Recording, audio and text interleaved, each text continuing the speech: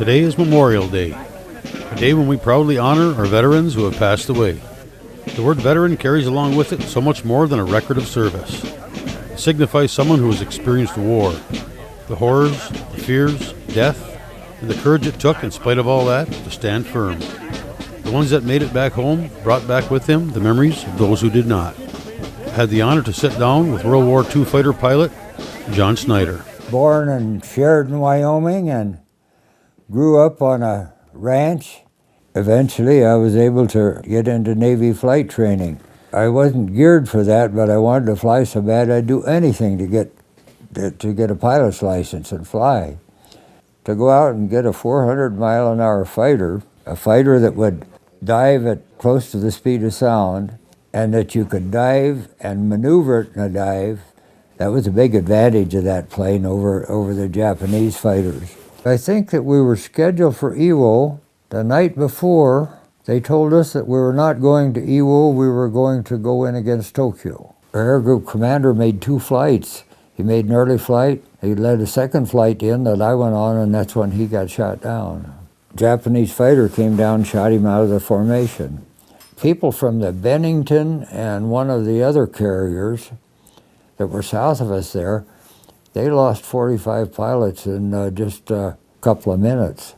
We could hear him on the radio, and you could hear, "He's on my tail," somebody screaming for help, and then you'd hear noise and then nothing. You'd evidently hit with machine gun fire and then knocked everything out right that way. We were so confident that our fighter tactics that we could shoot them down, and we did. We could really shoot them down, but just the same, one of them got on your tail, well, you're dead if he got a chance to shoot at you. I flew home with a crippled plane once that I was a flight leader, and I had just tested my guns and gone into strafe Japanese cargo ship, and it blew up, and I flew through the pieces.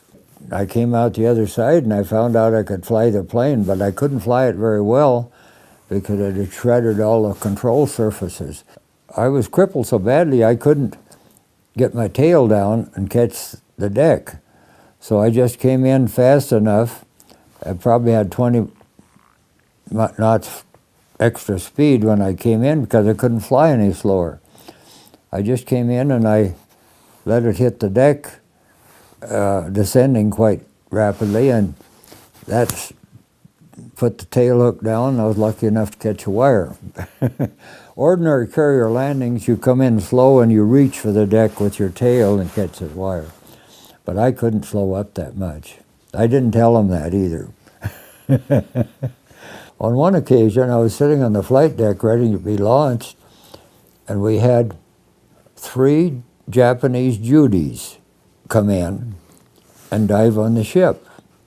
We saw the first plane come in, and they shot him down. The second plane got shot down, but then the third plane came right over the top and rolled up and dove right straight down at us. And he dropped a bomb about halfway down. And I could see him coming like that, and it looked like the bomb was coming right in my lap.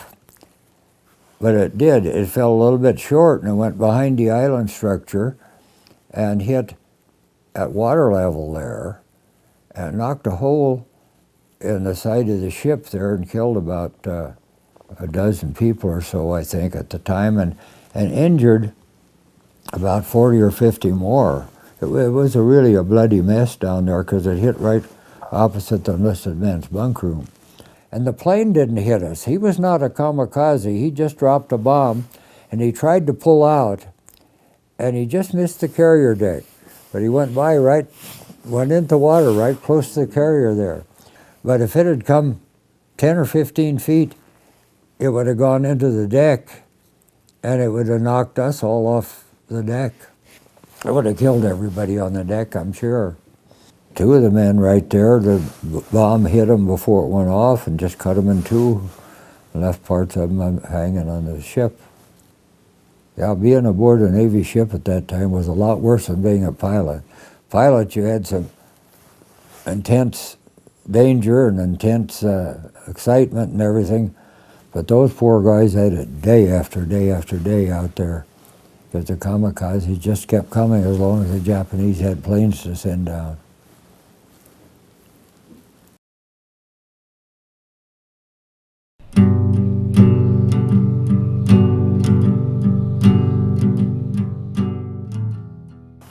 This guy here got shot down, spent 32 days in a life raft, and his team task group came by and picked him up. He didn't even get a day off, went back aboard the same ship.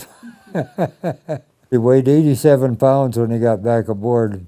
The only thing he had was a few flying fish that flew in, but he was able to catch water in a poncho and save water enough so that he survived. Sharks came and curious and bumped him and caused his life raft to leak. And after the sharks had gone away, he turned it upside down and patched it and made the rest of the trip on the patches. Imagine the guts it takes to do something like that in open water. We had a young man called Walter Schmissier, and he was a baseball player, and he was in one of the,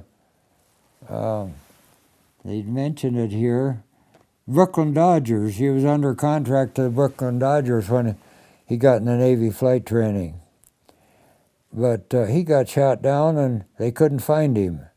The flight leader dropped a life raft and dye marker and everything to him, and but when they tried to find him, they never found him.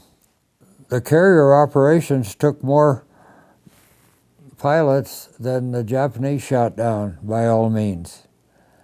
Just flying aboard the carriers, the navigation and the danger of flying aboard. Yeah, we had a young fellow here, and he landed with a belly tank full of gasoline and had a fire on deck, and he managed to escape from that deal on deck.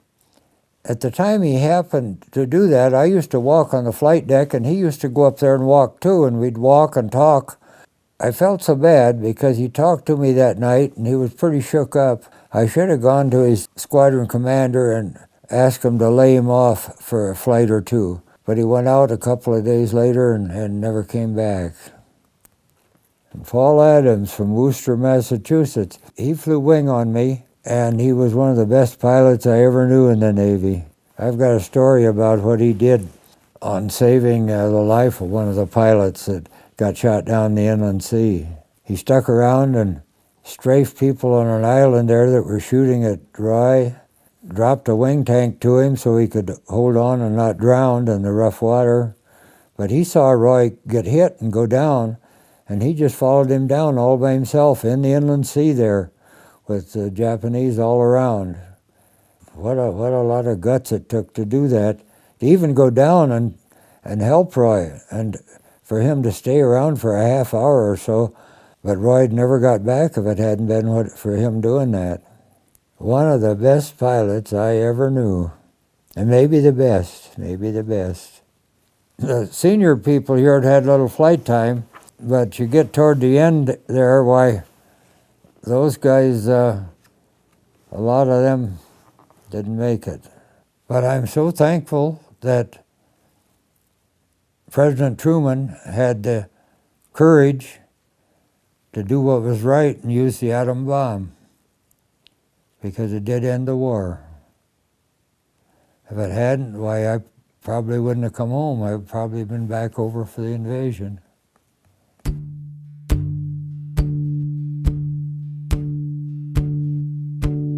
Would you be free from your burden of sin? There is power in the blood, power in the blood.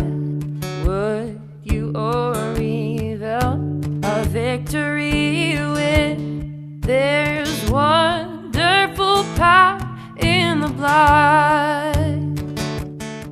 I felt good about it when I thought that it was absolutely necessary that we go to war.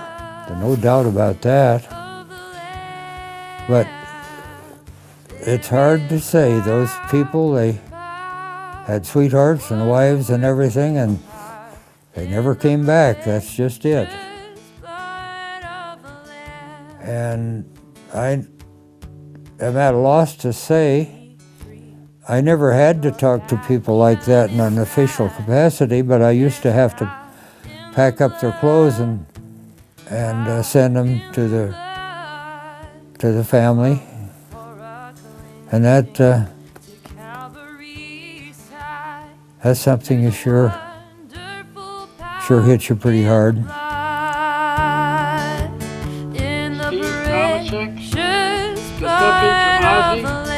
John Tomasi, Woodrow Trudell, John Tuscan, Harry Tushaw, passion and pride. There's power in the blood, power in the blood. Come for a cleansing to Calvary's side. There's a wonderful power in the blood. There is power.